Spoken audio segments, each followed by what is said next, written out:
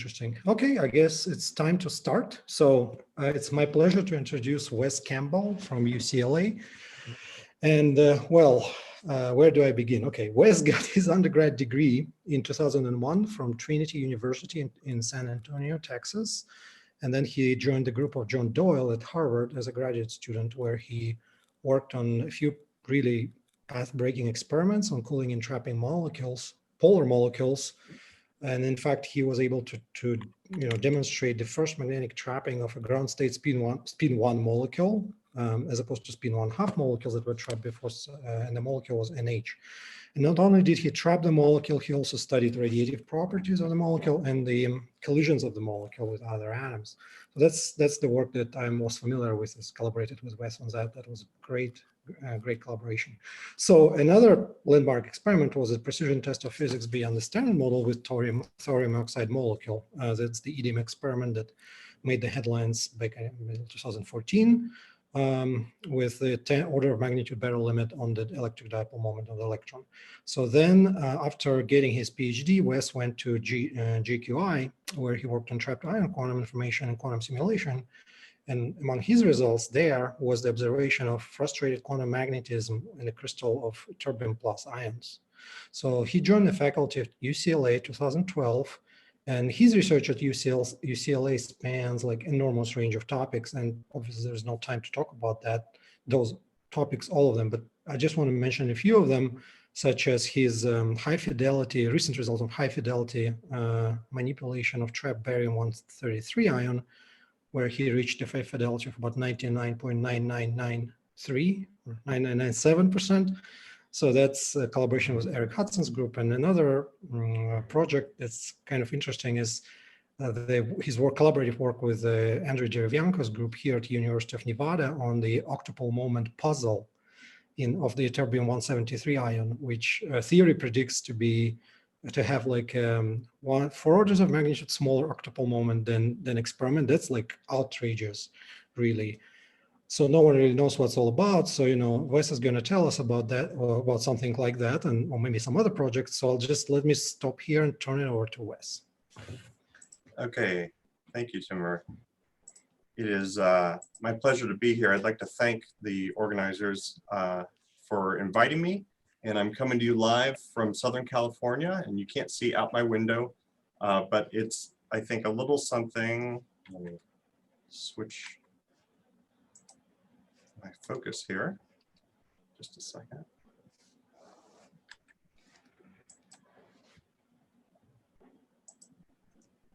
Is my slide changing? Yeah, it's a little bit like this, okay? But we're fine. Don't need to worry about it. Everybody's cool. It might seem a little crazy these days in the world, so we're going to do today's talk as a children's book. And if, like me, you've been trapped in the house with some kids for the past 6 months, you might know about this character. This is Scaredy Squirrel. He's going to be the star of our story here. And this is a whole series of children's books. It should make us nice and calm. And the way that they go is that Scaredy Squirrel, and this is I got a spoiler alert for you, Scaredy Squirrel's scared of stuff, okay? And some of the things he's scared of Martians, killer bees, tarantulas, poison ivy, germs, LOL on that one, and sharks, okay? And as a result of all of these fears, Scaredy Squirrel stays in his nut tree, all right? He never leaves his nut tree. That's how the stories basically begin, all right? And before anybody gets any wrong impression that I'm going to be accusing somebody else of being Scaredy Squirrel, I want to be really clear about this. I am Scaredy Squirrel, okay? What I'm telling you about is things that I used to be afraid of, okay? And the lessons that I have learned from those. And so Scaredy Squirrel always at the end of the story kind of, learns not to be afraid of things and becomes, more adventurous. Okay, so the context for our Scaredy Squirrel story is trapped ion quantum information processing. So I think that probably it's fair to say that the advantage that atoms have as qubits when you compare them to other platforms for quantum computing is essentially that you're building your quantum computer out of things that are kind of manifestly quantum objects to begin with. You don't have to engineer the quantumness into this thing or produce it with, heroic dilution refrigerators or anything like this, okay? But, basically the atoms are already wonderful qubits even if we never noticed it before. And so for trapped ions in particular, you can have storage times of greater than an hour. The fidelities that I'm going to be talking about, I find it easier to talk about the infidelity than the fidelity, usually because there were a bunch of nines, right? It's like a good problem to have. So Timur, said 99.9, who's counting nines? I don't know. So I like to talk about the infidelity. It's a little bit easier. I think dB is a good scale for that. So the single qubit operations, those gates are at the kind of, minus 60 dB level for the record with ions. That's 6 nines if you want all the nines. For 2 qubit gates, it's kind of 3 nines. It's about minus 30 dB for that infidelity. So there are other records as well. I'll tell you about records in state preparation and measurement, which are also held by atoms. And there are things like storage and stuff like that as well. So this is what we bring to the field of quantum information processing, is that our qubits are very, very good, okay?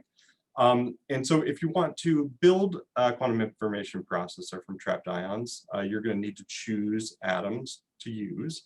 And a couple of criteria you might be interested in are that you have strong transitions for kind of laser cooling. You want to be laser coolable.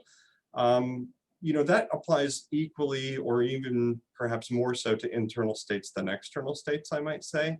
You can sympathetically cool one trapped atomic ion using another one that doesn't have to be the same species. I'll talk more about the details of that later.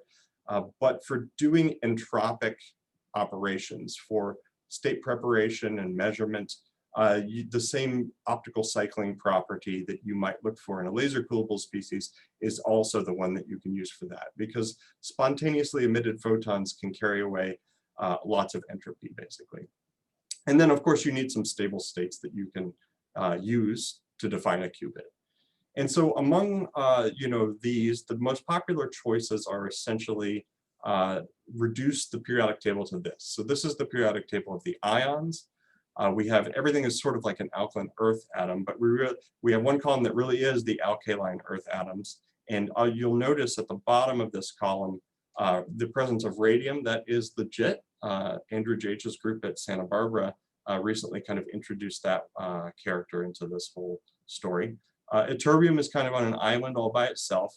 And then this last column is what I like to call the ultraviolets, because they require lasers that are in the sort of deep UV in order to access those transitions. So for the most part, I would say Scaredy Squirrel, he kind of likes what he sees here. There's some branches on this nut tree that he can hang out in and feel perfectly safe.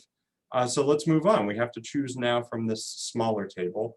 One of the things that we can do once we have narrowed things down to this level is all of those atoms have roughly the same structure.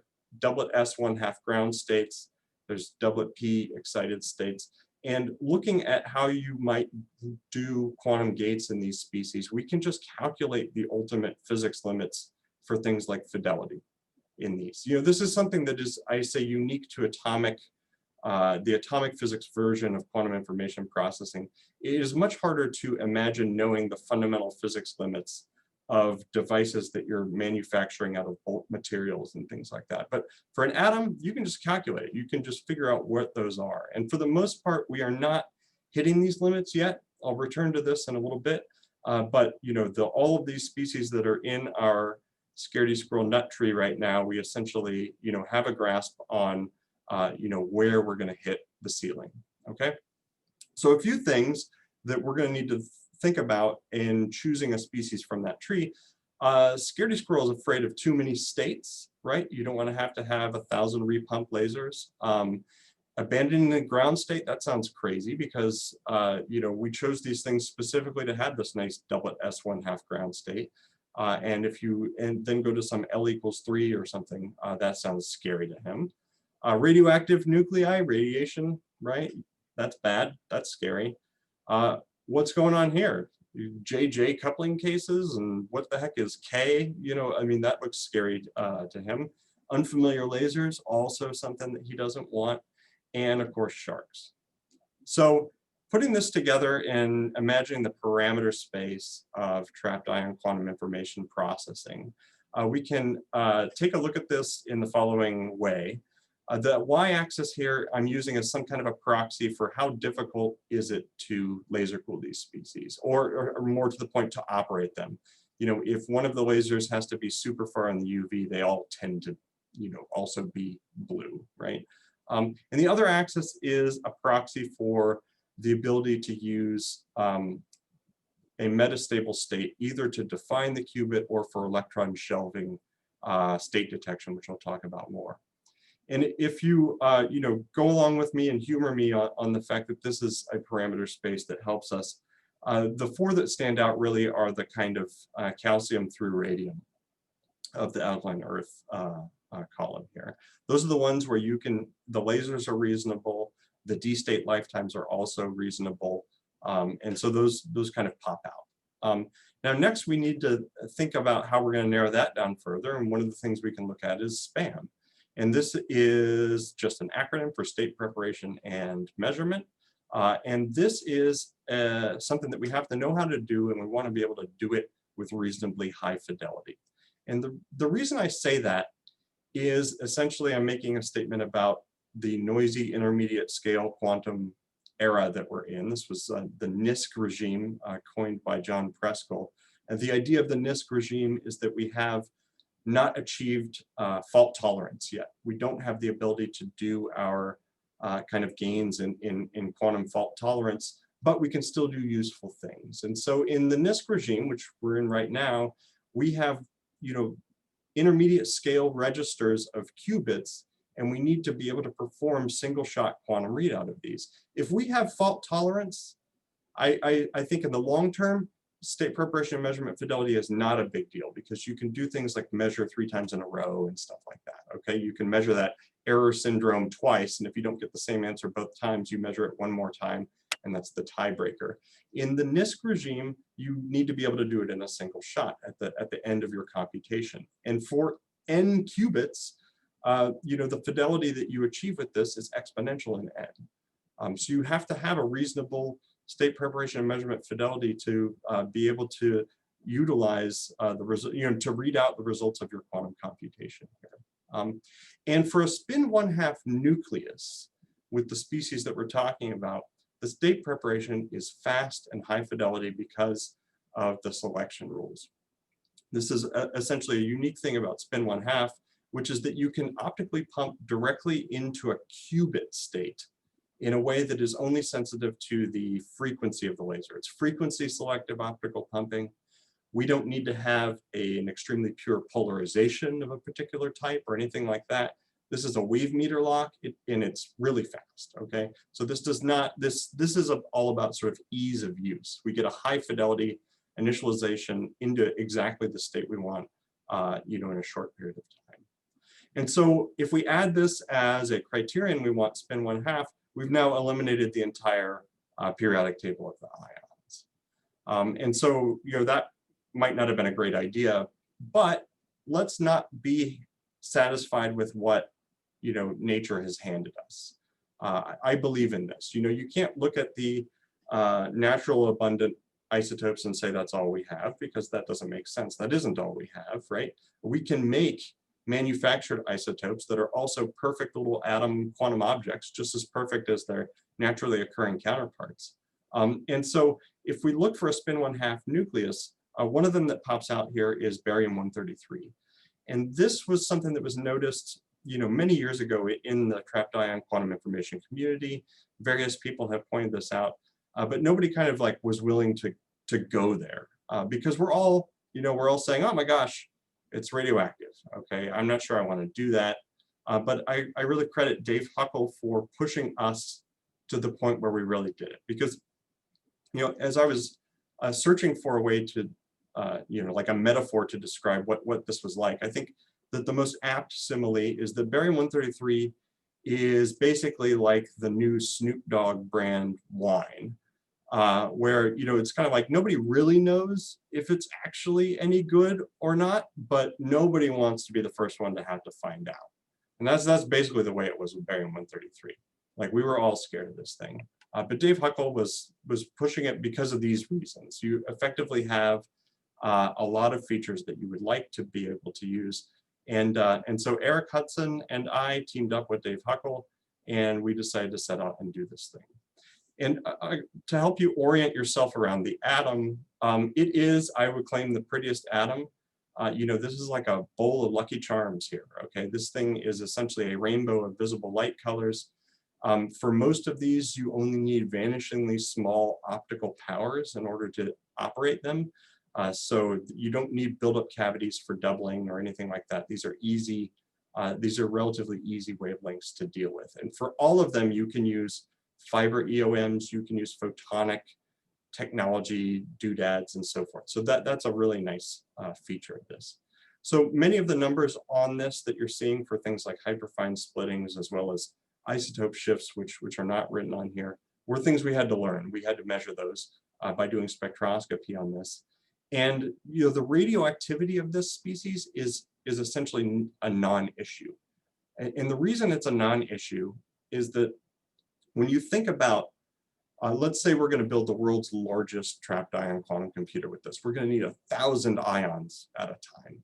And let's say we need to load this thing 10,000 times or 50,000 times, okay, before the lifetime of the computer is used up, okay? And let's say our loading efficiency is like 10 to the minus 4 or something. You put all those numbers together and it's still basically 0 compared to Avogadro's number. That's the point, okay? You don't actually need a large quantity of radioactive material in your vacuum chamber in order to have more ions than you will ever need in your trap. You just need to have reasonably efficient loading. And then the amount that you can put in the chamber is, you know, we always shoot for kind of an edible amount of radioactivity, like so low that you could just eat it and it wouldn't be a problem. But don't eat it. Okay, I'm not that kind of doctor, all right? Don't eat it, but that's what we were shooting for. Another way that it's pretty, of course, is that the thing just works. So essentially right out of the box, as it were, it has nice zero field clock states. That gives long coherence. It's a reasonable microwave scale frequency splitting between those two, and we can get nice high contrast Rabi flopping on that thing. So looking at the splittings in this atom encouraged us to try to figure out how we can do better on our state preparation and measurement. And it looked like we were going to be able to do quite well. And the reason is that you can do electron shelving detection in an atom that has a long-lived D state. And that D5 state has a lifetime on the order of 30 seconds. So if we can take one of our hyperfine qubit states in the ground state and put it up in the D state, then we have plenty of time to interrogate the S state to see if the atom was in a bright state or not. And then we can rescue it out of the D state. And the splittings here are big, which is good for that hyperfine selectivity. So the state preparation and measurement fidelity here, using the electron shelving detection, ended up being very good. And so the histograms of number of photon counts for each of the two states are shown here. That green dashed line is where you would put a threshold if you're doing kind of simple threshold detection. More clicks than that means it was in the bright state. Fewer clicks than that means it was in the dark state. And this gives us a spam infidelity of about -35 dB. So Scaredy Squirrel, I think, has come around on this. It's not a scary amount of radioactive material. And the state preparation and measurement is a new record for any type of qubit. So that's just the atomic structure of this manufactured isotope kind of, you know, manifesting itself as something that is useful. So in the lab right now, what we're working on is driving the electric quadrupole transition from S1/2 to D5/2. This transition, you will notice there are actually four states in that system that I'm showing with the arrow there that are all going to have, you know, no magnetic field sensitivity at zero field, okay? We always work with a small amount of finite field, but to first order, those are magnetic field insensitive at the same value of the field. And so this provides you with not just one optical frequency qubit, but in fact, you have a choice of a few different optical frequency qubits if you want to do that. There's also, you know, ideas of using the metastable state as a qubit as well that I'm going to talk about a little bit more later.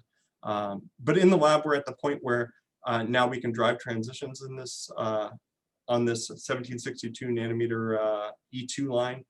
We even one of those, the one in the middle here, is in fact one of the clock state optical frequency qubits. So this is sort of preliminary data, but we're sort of just getting to the point where we can now see this thing. And this is a very weak line. It's a 30-second lifetime, so it's challenging to drive. One of the features of the 1762 nanometer transition, I would point out, is that the wavelength is so long that it doesn't couple very strongly to the motion of the ion in the trap. You can think of it as the photon doesn't have a whole lot of momentum. And as a result, I think some of the concerns that you might have in doing an optical clock are actually to some degree mitigated in this, because you don't need to worry as much about things like, if you know what Debye-Waller factors are, essentially the ion temperature causing broadening issues. Those are a little bit mitigated here. So this is the only laser in the whole thing that we're using that isn't in the visible part of the spectrum, but it is easy. We can use fiber doodads for this thing, so it works out pretty well. So we got green glowing radioactive stuff, aka barium-133 ions, spreading across the continent now. The groups that are adopting this that I know of include Crystal Senko at Waterloo, Rajabul Islam at Waterloo, Dave Huckle at AFRL in New York, Mike Chapman at Georgia Tech. There may be others now. We are all basically drinking the Kool-Aid or the Snoop wine, as it were. But it seems that this being afraid of the radioactivity was probably not an incredibly justified thing. And moving to this mildly radioactive species, I think provides some advantages. So at this point, we'll take a break for questions if we have any. All right, so a few questions at this point. Monica is asking, what limits the spam fidelity? For the threshold detection that I showed you, it's the D lifetime. But we have some of the splittings are coming into play also at around that level. So maybe I'm going to answer a slightly different question, which is how can you do better than what we did? And the answer is to move as much of the population as you can using the 1762 as your first step.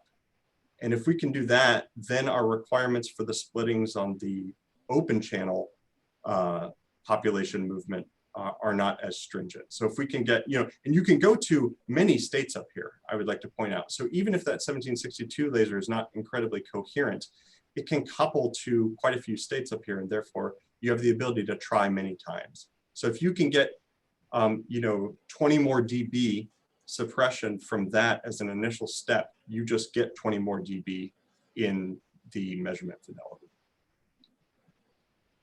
Okay, great. So Bill Phillips is asking, the barium-133 ion seems wonderful. Is it by any chance a good clock too in all the senses that one wants for an optical clock? I would say not in all the senses. So I think it is a reasonable clock for thinking about engineered systems that are portable and easy to use, because the lasers are easy to use and the wavelength is long. But this is still going to have a quadrupole moment, this D5 half state.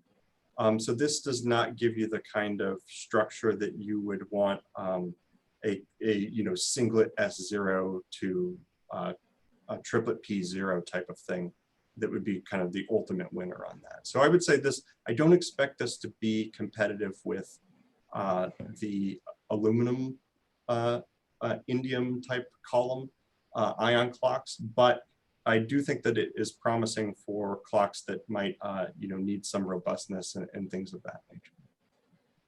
Okay, Simon is asking, are there any downsides to the barium plus that you would change if you could? That you change if you what, sorry? If you could. Oh, yeah, sure. I mean, I would actually like those hyperfine splittings to be bigger, so we can get even higher fidelity on this. The mass is not the lightest thing in the world, and for ion trapping, the way that manifests itself, if you're not familiar with it, is that the ponderomotive potential that we use these Paul traps, radio frequency Paul traps, and the confining potential, which creates the harmonic oscillator, the bosonic mode that we use as a bus of quantum information, that frequency goes down with higher mass. And so if we could make it lighter, it would make the motion more quantum mechanical in some sense. We might not have to do as much cooling and things of that nature. So, if I could play theorist, which, I like it when theorists plot things like something versus the mass of the electron and stuff like that. If I could just wave my magic wand and change stuff, those might be the first two that would come to mind.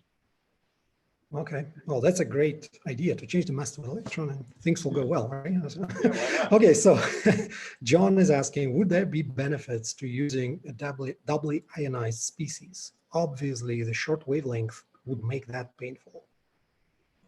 Yeah, they tend to have short wavelengths, or the transitions can be weak. So I will encourage this line of thinking because I think it's a great line of thinking. Okay, people need to start leaving the nut tree, right? So some of the lanthanides, doubly ionized lanthanides like neodymium 2+, actually have some transitions with reasonable wavelengths, but they're kind of weak. But that doesn't mean that they're bad. And that would have a totally different atomic structure than all of the species, essentially, that people are using. With only a couple of exceptions have people, branched out from these alkaline Earth-like species. So, I strongly encourage that line of thinking. Not all of them are too far in the UV. The trick is finding something that is simultaneously strong and a reasonable wavelength. And I think there is some potential there.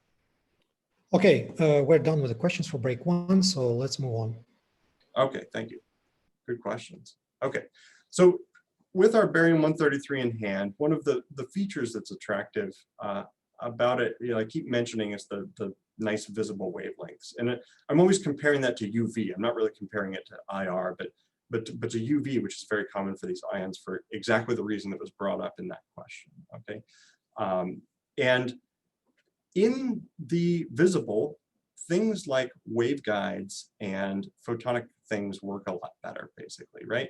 If you start putting high power or even moderate power UV through waveguides, things, have a tendency to degrade. It's very difficult. The materials choices are much more challenging than they are in the visible. And so one of the things that our collaborators at Lincoln Labs have been working on is they've pioneered a lot of the kind of integrated photonics technologies, such as what you're seeing here. And the idea is that you can have a chip that traps the ions, and then you can use waveguides and grating couplers to direct your light onto that. And you're not going to do that with your mercury ion laser at 190 something nanometers. But certainly at barium wavelengths, it's very reasonable. It's also pretty reasonable for things like strontium and so forth. So it just gets easier and easier the redder the things are. Now the problem with this is that if you're trying to do state detection, you have to look down at the chip with your detection system. Okay, so you have some sort of a lens and it's looking down on that ion. And these grating couplers are all glowing. They are very good at making a small spot size, but they are not super efficient because just essentially geometrically they cannot be, right? And so there's a lot of scattered light into the detection system. So even with electron shelving, you can end up in a kind of scatter dominated regime where the histograms for the bright and dark state actually have substantial overlap. So we have to figure out some way of getting rid of that, because the spatial filtering that we used to be able to do when the lasers were only going in a window and out a window, which was very far from the focal volume, you can't get rid of this with the spatial filtering as well. So the idea that we had to pursue here was maybe we can use temporal filtering. We can use mode lock pulses to do this. And the idea is that we're going to excite the ion with a single pulse from a mode lock laser. And if we get a click while that pulse is hitting the ion, we ignore it. But if we get a click later, after the pulse is gone, it basically had to come from the ion. Either that or it's a dark, a dark count from our detector, something like that. Okay, which is, you can get rid of that sort of thing. So the temporal filtering, but it requires a mode lock laser, okay, which is scary to people like Scaredy Squirrel, because that's an unfamiliar thing, I think, to a lot of the people who work in kind of laser cooling style atomic physics. But it works pretty well. So this shows you the arrival time of a shelved versus unshelved qubit. And by about 4 nanoseconds after the pulse, essentially the only clicks that are hitting the detector are either dark counts or they're coming from the ion. And this difference, remember this is on a log plot. This is actually easy to distinguish between these two cases. So by simply time tagging the arrival times instead of ignoring that information, we can take this overlapped kind of state detection histogram and separate those two. And so it just by essentially applying a temporal filter on the same data, you can suppress that error by about 25 dB compared to what you had in the scatter dominated regime. And so that's for an electron shelved qubit where you've put one of the states up in for instance, a D state. For direct qubit measurement, which when we started this, nobody did shelving in terbium ions. I'm going to tell you why in a moment.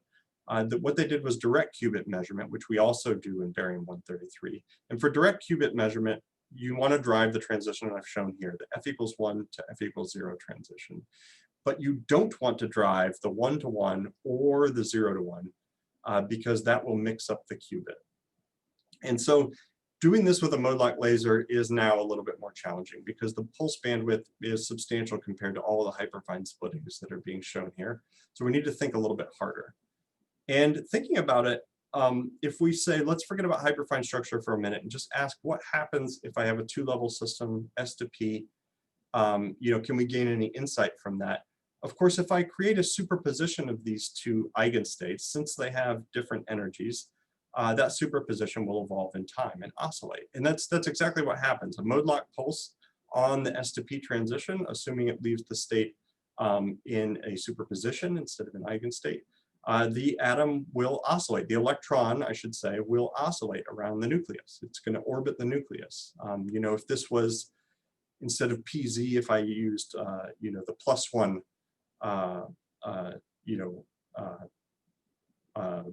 spherical tensor version of this thing, you'd see the electron orbiting in a circle. This is the Z1, okay, it kind of oscillates up and down.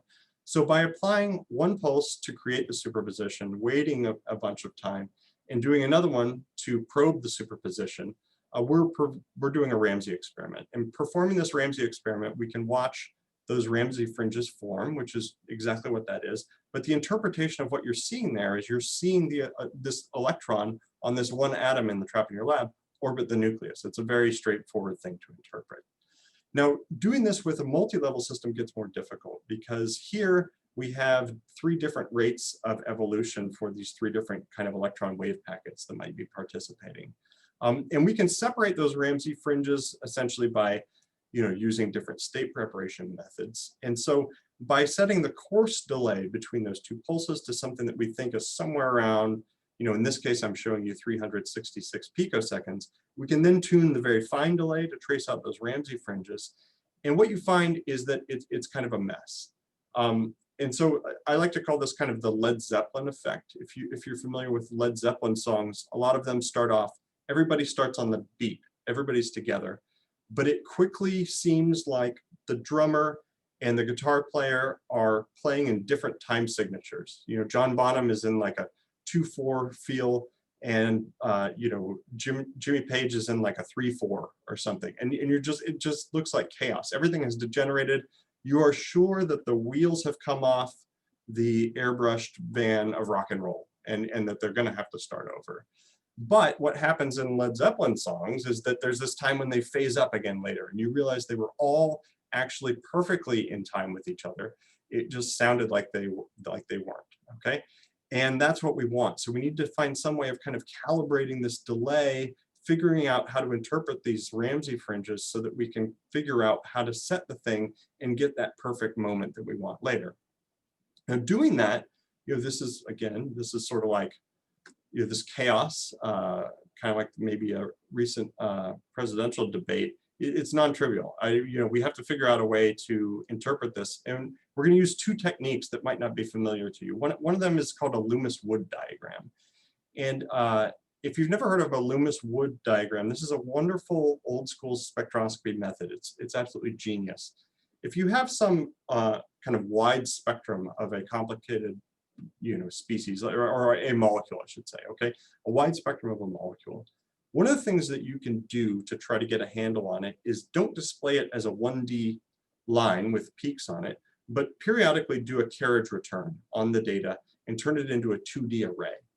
And by doing that, your eye can pick out the patterns that get aliased down by that process. So it's a wonderful way of utilizing the tremendous power of the human visual system, which is very good at picking out patterns. And you can find things that would not have manifested themselves in a Fourier analysis because they're not perfectly harmonic, but you can see these patterns emerge. So it's a fantastic, classic molecular spectroscopy technique. So we can do that with our Ramsey fringes. We can kind of choose one set as our reference set and plot the other ones relative to that, and then displace them vertically by the level of the kind of coarse delay that we have on there.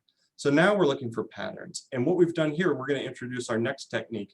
We've reduced this thing to something that's a sort of a version of a Polya orchard problem. And if you're maybe not familiar with what an orchard problem is, this is a mathematical thing where you imagine that you're standing in an orchard and you're surrounded by trees that are planted in some kind of an arrangement, and they might have finite sized trunks, and you ask questions like, can you see out of the orchard? For an infinite orchard with finite thickness trees, sometimes all you see is trees. Maybe you can see out some directions. So this is kind of a fun little pure math problem. All these trees, maybe we won't be able to see out, and we only have trees, which I think my guy is actually pretty happy about. He likes trees. But what we can do is apply this, and you see that patterns can emerge. These are our Ramsey fringes, and they do line up. There are directions that you can see all the way out of the orchard.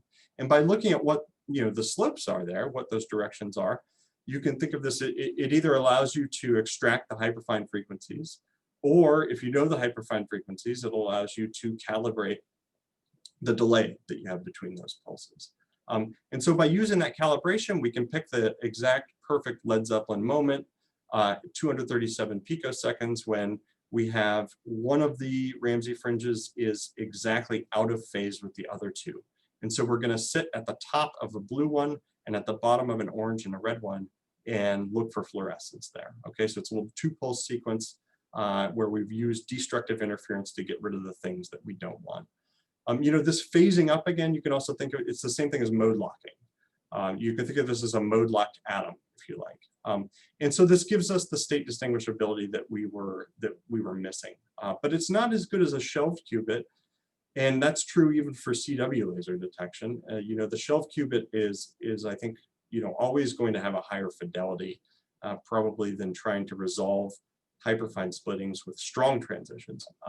But in doing so, you can still regain that state selectivity. And here we have at the bottom, this is showing you microwave Ramsey fringes that are detected using this method. If this thing requires interferometric stability, so if it's out of phase, you get the wrong fringes, and that's the upper trace where you essentially have no state distinguishability. So you can kind of regain this stuff. So I mentioned that people don't do electron shelving in a terbium. For those of you who aren't knees deep in all this quantum information with trapped ion stuff, the reason is that the d5 state in terbium-171 has a very short lifetime. And this, I think, has scared people away, like scaredy squirrel. It doesn't live very long, so your gains there are not that big. And another nasty feature of this is that you can have decays that go to this state that only the ytterbium ion has, this doublet F7 state. So among those that are in our periodic table of the ions, the ytterbium ion is the only one with that long-lived F state. It lives for about 5 years, okay? So if you end up in there, it's going to stay there forever unless you essentially pump it out. So our guy is not happy about this.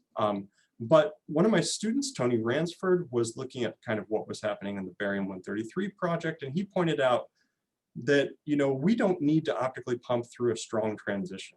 You can think of this as optical pumping on a narrow transition, which is sort of a weird thing to think about. We typically think of electric quadrupole interactions as being unitary. These are coherent things because it's not an open channel, because it's narrow, right? But this is sort of sort of open. And so you can optically pump that population into the F state by driving the electric quadrupole transition.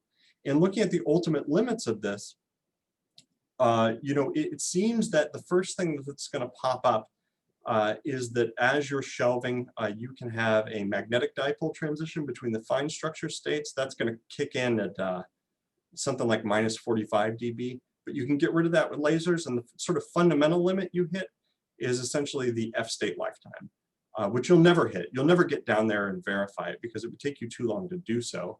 But if you need your high fidelity state preparation and measurement, you can live somewhere in between those two extremes. So remembering what we got in barium-133, here we had our histograms were sort of just barely touching at about the minus 35 dB point. In at terbium-171, it looks like we're achieving the same level. Okay, so we can get really good separation between these histograms. If you look at where these error clicks are, it looks like they're sampled from the parent distribution. So we think a lot of those are actually state preparation errors as opposed to measurement errors. But it looks like this optical pumping into the F state does give you the ability to do high quality spam in that. So our guy is happy with that now. Okay. So at this point, we'll do our second break for questions if we have them. Okay, so there's a couple more questions for the second break. So Bill Phillips is asking, where does the barium-133 come from? Is it a standard item? It is. It comes from neutron irradiated barium-132. And it's a standard calibration source for gamma ray spectrometers. So it's readily available, and they will basically just mail it to you. So this was not something that we had to go through Oak Ridge or anything fancy like that. This is a really common one.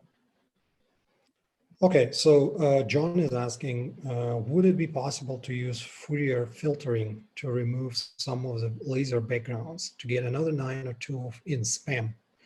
Would there be a benefit to another 9?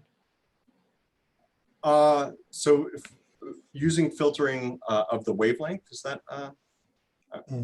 If that's the question, then you can certainly do that. I mean, one of the ways to do this is to try to, Dave Huckle has come up with a scheme for this in barium, where what you do is apply colors that are different from the one of the fluorescence. Let me walk all the way back to a barium diagram. There we go. So you can drive, for instance, up to D5 halves and then from D5 halves to P3 halves. And then the emission is going to be at 455, which is not one of the colors you're applying. So that's certainly possible and has some attractive properties associated with it. So Dave Huckle really kind of pointed that out to me first. Is there an advantage to another 9? I definitely think so in the NISC era for the reason that I was saying. So, the level that we're at right now means you would kind of break even at about 2,000 qubits. A single projective quantum measurement of a register of 2,000 qubits with the current spam fidelity would have about a 50-50 shot of being correct. If what you want is a much higher probability of being correct, which I think is a fair thing to want, particularly, if your computation has been very expensive and time consuming, then I would claim that you do want to have a better spam than that, and that you'll want a couple more 9s so that you can say that your register spam fidelity is is a couple of 9s. Okay.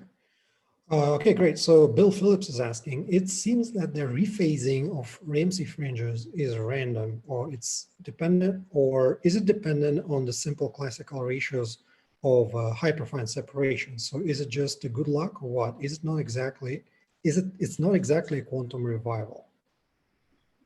It is good luck. I don't know if that means it is or is not a quantum revival.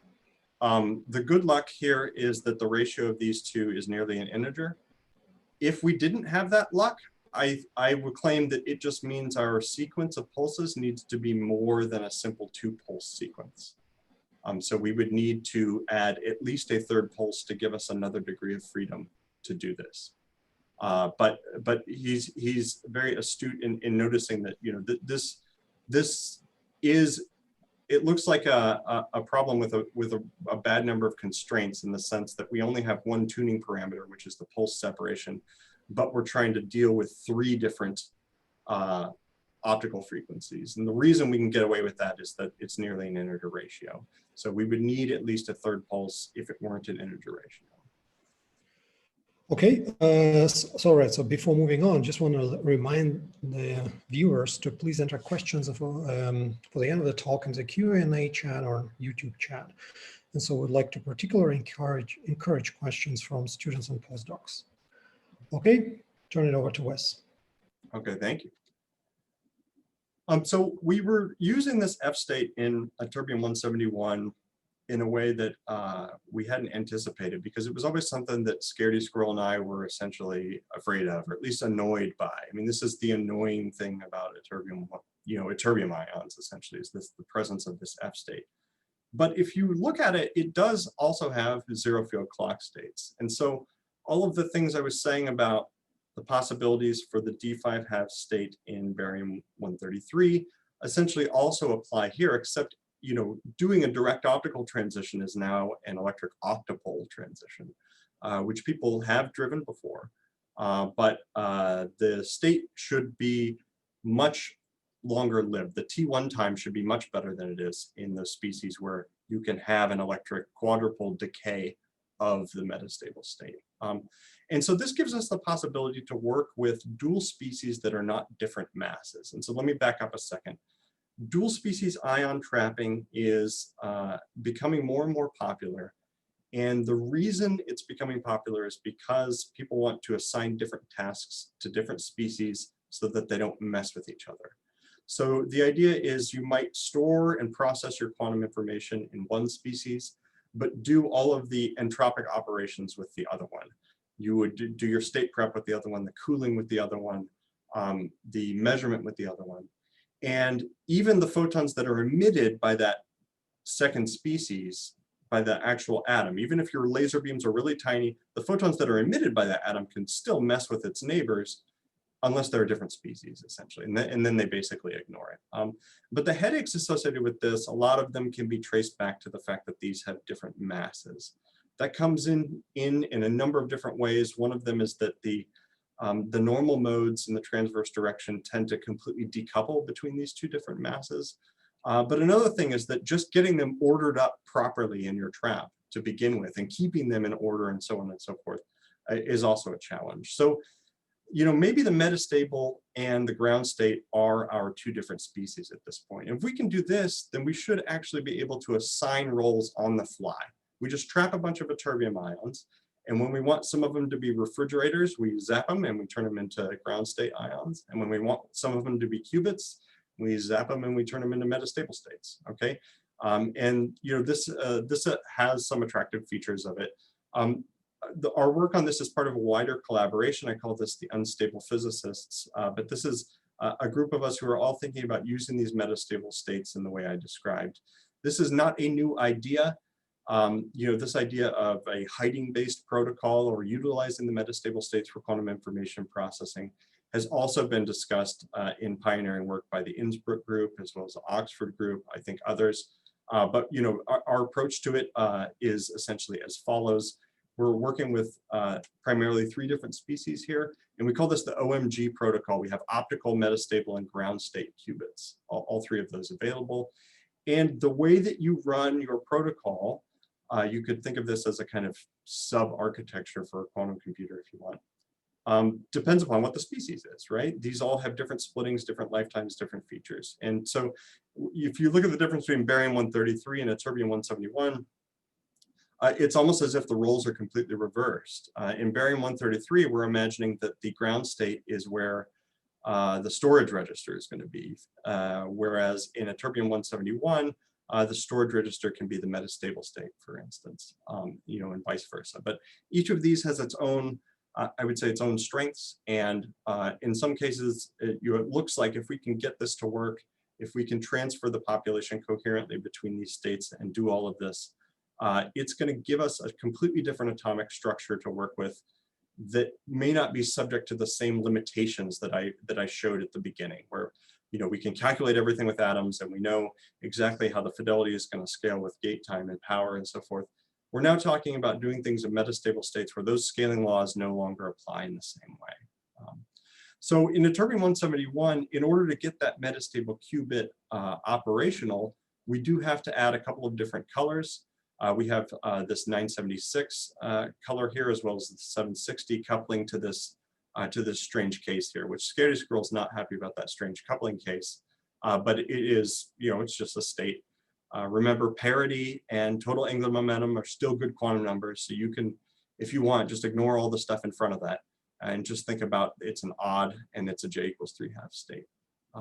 So the metastable qubit is, we're going to define that on the zero field clock states, so the m = 0 states. And it works, again, basically right out of the box. So we get nice high contrast Rabi flopping, doing microwaves on this thing.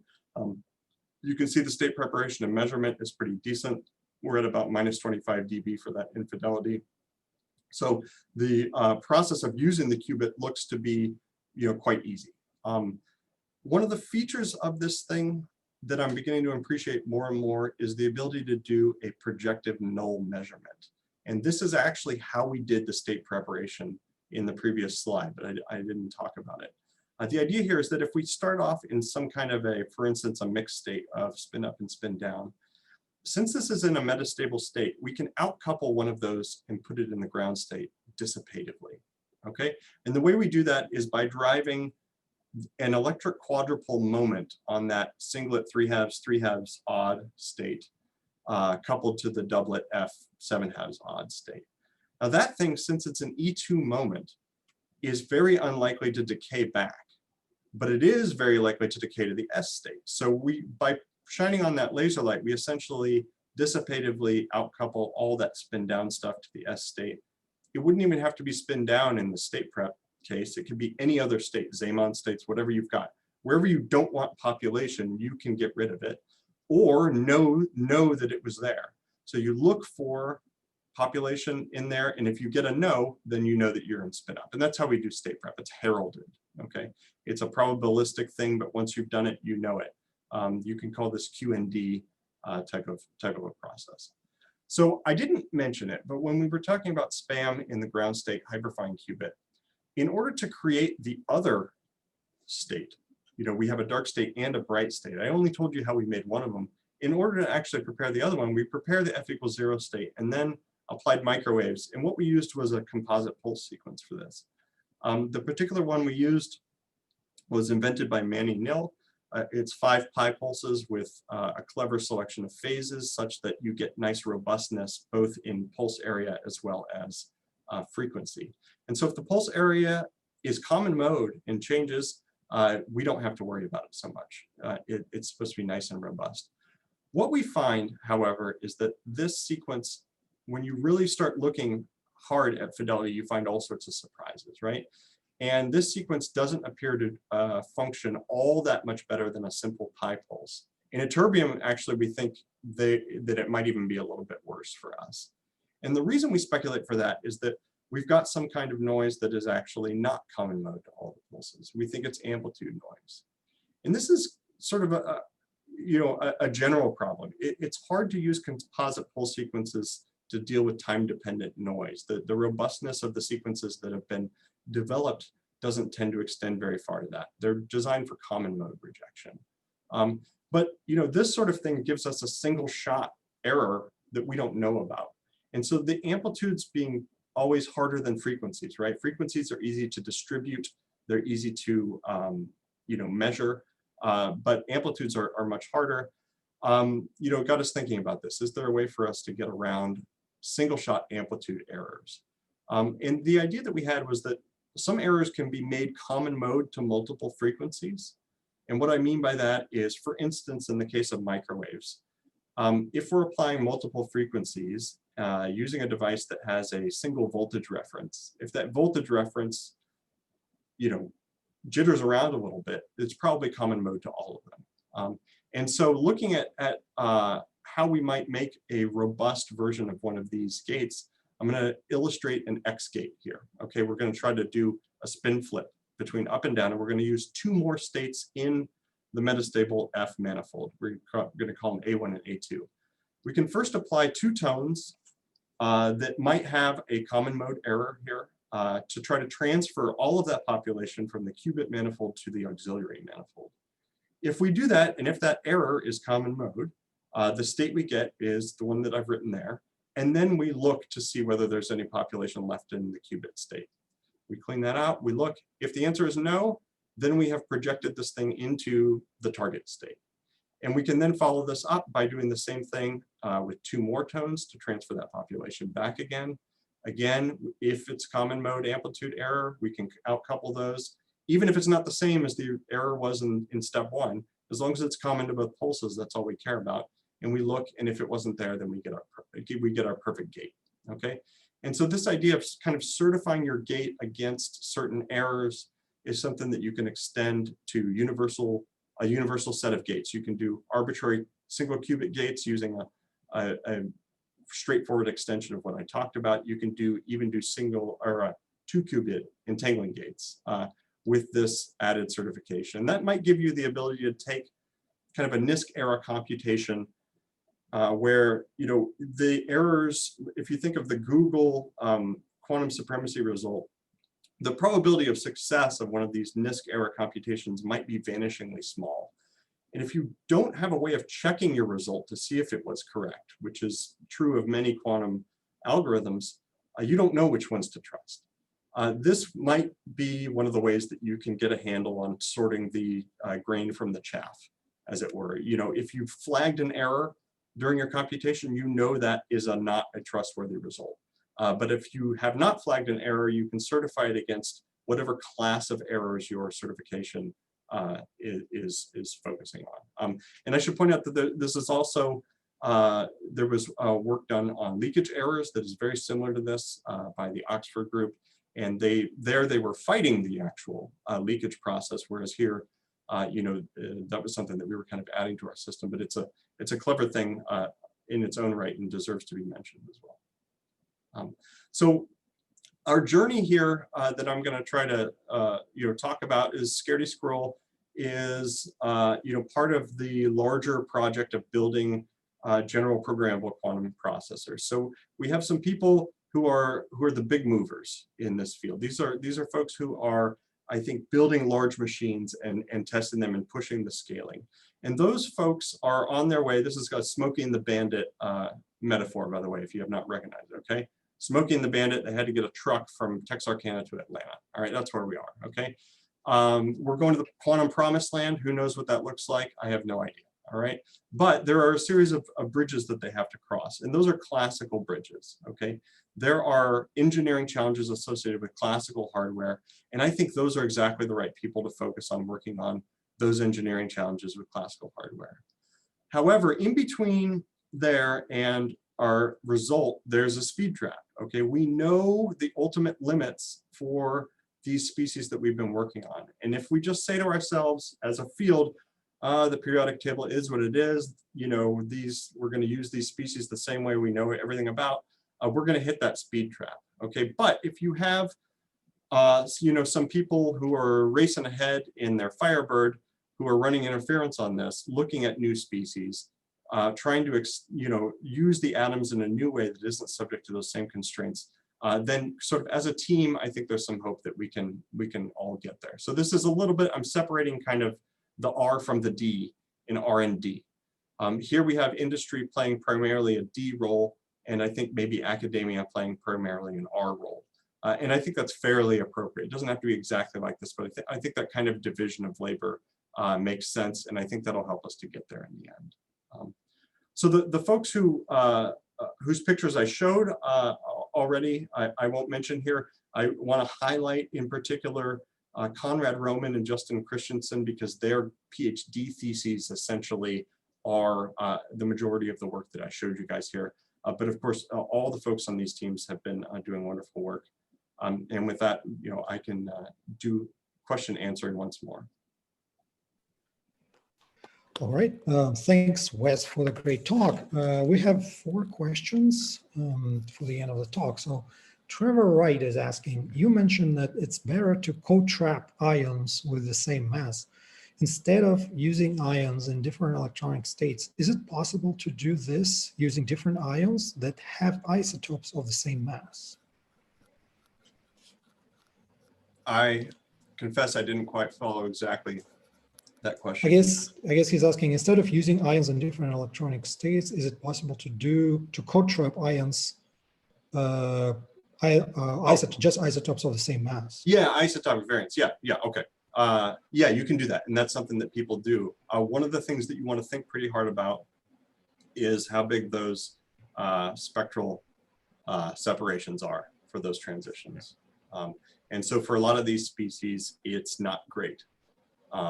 And so you can work with, say, a terbium-172 and a terbium-171, or whatever pairing you think gives you the best advantages there.